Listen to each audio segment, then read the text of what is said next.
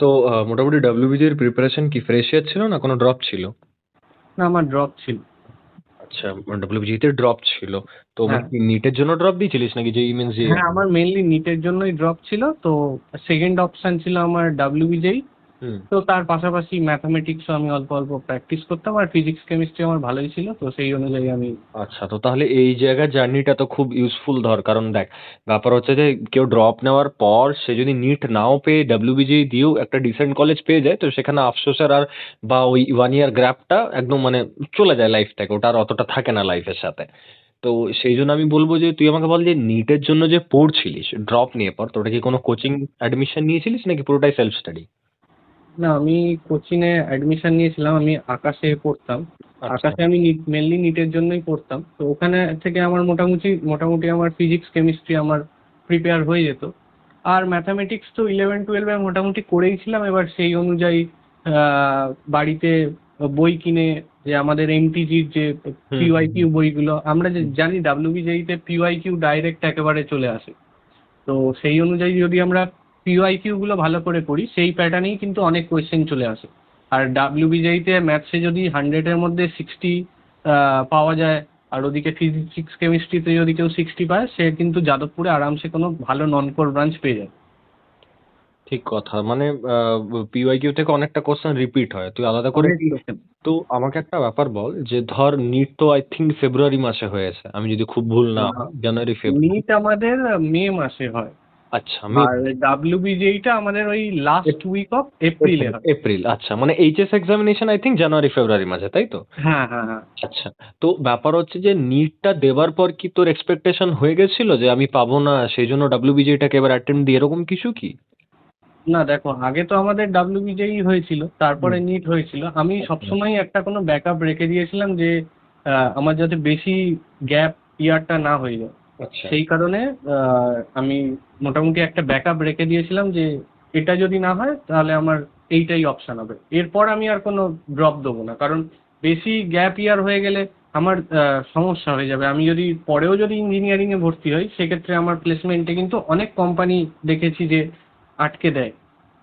আচ্ছা, আরেকটা ব্যাপার হচ্ছে যে ধর আমাকে বল যে নিটের প্রিপারেশনটা কতটা কাজে দিয়েছিল ডাব্লিউবিজিতে, মানে কনসেপ্ট বল বা মানে কোশ্চেন সলভিং বল, কাজে দেয় মানে নিটের জন্য কি যদি টার্গেট? হ্যাঁ, হ্যাঁ, হ্যাঁ, অবশ্যই। নিটের যা ফিজিক্স কেমিস্ট্রির যা লেভেল, সেই লেভেলেরই মোটামুটি কোশ্চেন আসে তোমার ডাব্লিউবিজেইতে। তো আমরা যদি নিটের জন্য প্রিপারেশন করি ফিজিক্স কেমিস্ট্রি, তো তাতেই হয়ে যায়। শুধু সাথে আমাদের ডাব্লিউবিজেই 1 মাস আগে থেকে আমরা যদি শুধু ডাব্লিউবিজেই পিওয়াইকিউ সলভ করি, তো সেই একই প্যাটার্নে প্রতি বছর একই প্যাটার্নে আমাদের কোশ্চেন আসে কিন্তু। আচ্ছা, আমরা আলাদা করে ডাব্লিউবিজির জন্য কোনো মক টেস্ট বা কোচিং সেন্টারে তুই অ্যাডমিশন নিসনি, তাই তো? না, না, ফিজিক্স কেমিস্ট্রির জন্য তো কোনো দরকারই হবে না। যেটুকু ওখানে পড়াবে, আর মোটামুটি নিজে পিওয়াইকিউ করলেই মোটামুটি হয়ে যাবে। শুধু ম্যাথামেটিক্সটা নিজেকে একটু আলাদা করে, আমরা 11-12-এ যা পড়েছি সেই সেই জিনিসগুলোই আমরা শুধু পিওয়াইকিউ বই ধরে যদি সলভ করি, একটা ডিসেন্ট মার্কস আরামসে পাওয়া যায়, আর সেটা ব্যাকআপের জন্য যথেষ্ট ভালো। আচ্ছা, তোর স্ট্রং পার্ট কোনটা ছিল ম্যাথ ফিজিক্স কেমিস্ট্রির মধ্যে? আর সেই অনুযায়ী বলতে গেলে তো ফিজিক্স কেমিস্ট্রি ছিল, কারণ ওখানেই আমার বেশি নম্বর উঠেছিল। বুঝতে তো পেরেছি। যে কোনো একটা দিকেই তুমি বেশি করে ফোকাস করতে পারো। কেউ ম্যাথসে বেশি ফোকাস করে, যারা ইঞ্জিনিয়ারিং এ হয় তাদের ফিজিক্স কেমিস্ট্রি হালকা হলেও তাদের কেমিস্ট্রি কিছুটা পার্ট খারাপ যায়, কারুর কারুর আছে। আর আচ্ছা। যারা নিটের হয় তারা ফিজিক্স কেমিস্ট্রি ভালো করে দিলে, ম্যাথসটা মোটামুটি করলে ওই একই জায়গায় দুজনে কিন্তু যাবে। আর ক্লাস 11 12-এ তোর কিরকম পড়াশোনা ছিল, মানে প্রিপারেশন কিরকম ছিল বা? ক্লাস 11-12 বলতে, ইলেভেনটা তো খুব একটা সবার মতোই আমারও ওই মানে খেলতে খেলতে মোটামুটি সবার সাথে বন্ধু বান্ধব করতে করতে কেটে গেছে, কিন্তু টুয়েলভটায় আমি একটু সিরিয়াস ছিলাম, তখন ঠিকঠাক করেই পড়াশুনো করেছি। তবে ওই ড্রপ ইয়ারে যেটুকু যা মোটামুটি আমার কনসেপচুয়াল যেগুলো ল্যাক ছিল, সেগুলো আমি ওখানে কভার করে নিয়েছি। আচ্ছা, আরেকটা ব্যাপার বল যে যখন মানে ক্লাস 12-এ ফ্রেশ ইয়ারে তো ডাব্লিউবিজি দিসনি তো? না, আমি সেই বছর ডাব্লিউবিজেই দিই।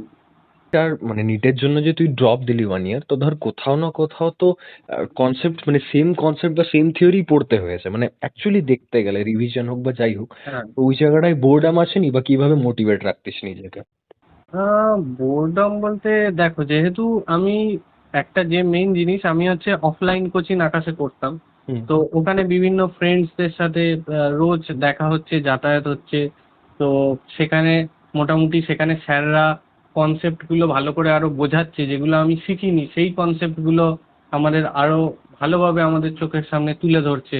সেই ব্যাপারে আরো বেশি করে নিউমেরিক্যাল করাচ্ছে। সব নিউমেরিক্যাল তো আমরা 11-12-এর সিলেবাসে আমাদের ওয়েস্ট বেঙ্গল বোর্ডেই যদি বলি, সেই রকম তো সব আমরা পাই না। সেই কোশ্চেন, সব কোশ্চেন তো আমরা করতে পারি না। সেই সব কোশ্চেন ওখানে নতুন নতুন ধরনের কনসেপচুয়াল কোশ্চেন করতে সেরকম কোনো বোরডম ফিল হয়নি। আচ্ছা, তো সেই সেন্সে যদি বলিস তাহলে কি offline coaching better online coaching এর থেকে?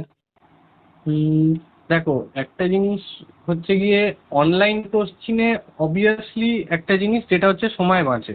হুম কারণ কোথাও তোমাকে যেতে হবে না বা আসতে হবে না, একটা ট্রাভেলের ব্যাপার থাকে, সেই জিনিসটা তোমাকে করতে হবে না। কিন্তু আবার অনলাইন কোচিংয়ের তোমার একটা আছে যে তোমাকে ওই সারাদিন একই কম্পিউটার বা ল্যাপটপ বা ফোন যাই বলো তার সামনে বসে কিন্তু একটা নিজের মধ্যে সেলফ মোটিভেশন ধরে রাখা কিন্তু খুবই শক্ত।